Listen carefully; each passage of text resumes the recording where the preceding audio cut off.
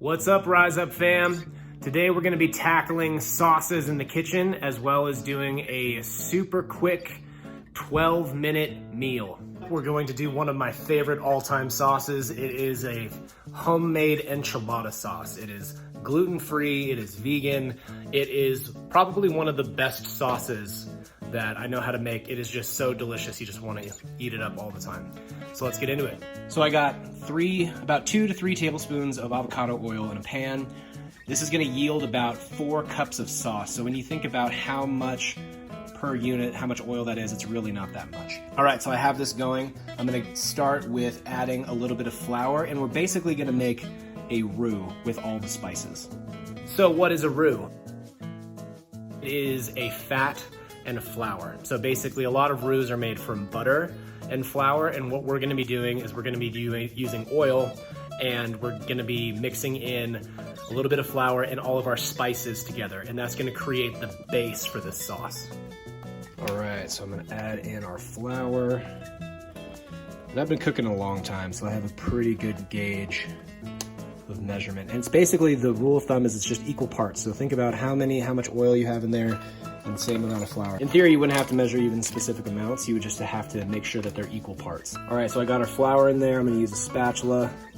I'm gonna come through, and you'll see that what a roux is just a paste that's starting to be formed when I'm mixing in the flour with the oil.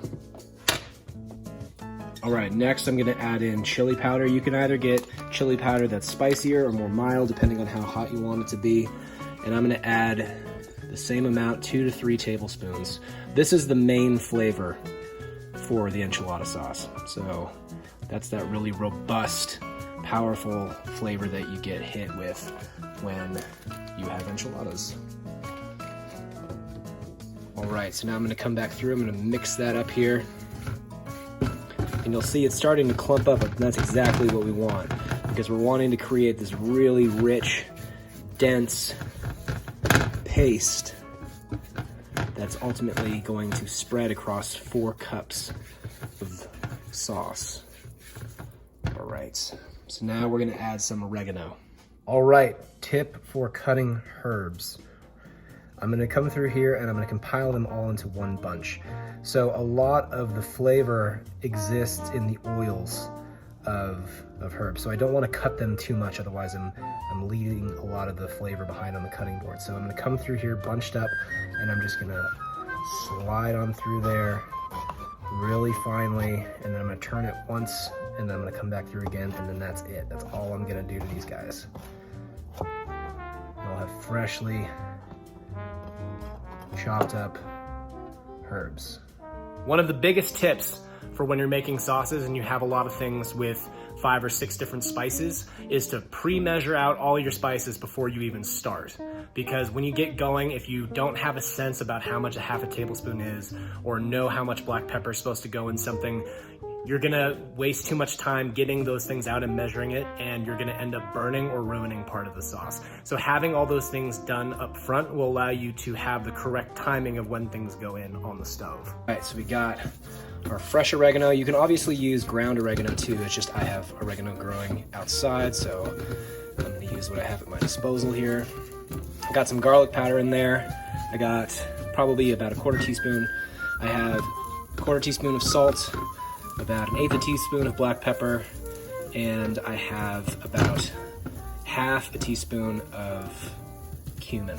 And we're creating this really dense, like if you've ever bought a paste in the store, like a red chili paste, this is basically what you're buying. You're buying this really dense flavor starter kit that all you're gonna do is add water or broth to, and it's gonna bring it all to life. All right, so I have 2 bouillon cubes right now breaking up into 4 cups of water, and I'm gonna slowly start to add this about a cup at a time. Oh yeah, that smells amazing. And then I'm gonna be making sure that all the clumps of our roux that we're making are getting broken up So that way you're not just biting into a big old sauce. And you can see how it's thickening up there. That's because of all the flour and all the spices that we put in there. All right, now we're gonna add another cup. So we're gonna keep cooking this until we get all the broth in there on a medium-high heat. And then once we get all the broth in there and we bring it back up to a simmer, we're gonna turn the heat down and we're gonna let that reduce for probably about 15 to 20 minutes. As this simmers down, you're gonna wanna keep periodically stirring it so that way the bits on the bottom don't burn, and also you get this kind of film that's on top, and you're just wanting to kind of mix all of that back together. All right, checking back in with our enchilada sauce. And that's looking fantastic. You can see it's a lot thicker now than when we started because it's starting to reduce down. You can see on the side of the pan there, that's where the level started. So we'll probably have another minute or so left on here and it will be good to roll. And there we have it, the best enchilada sauce ever.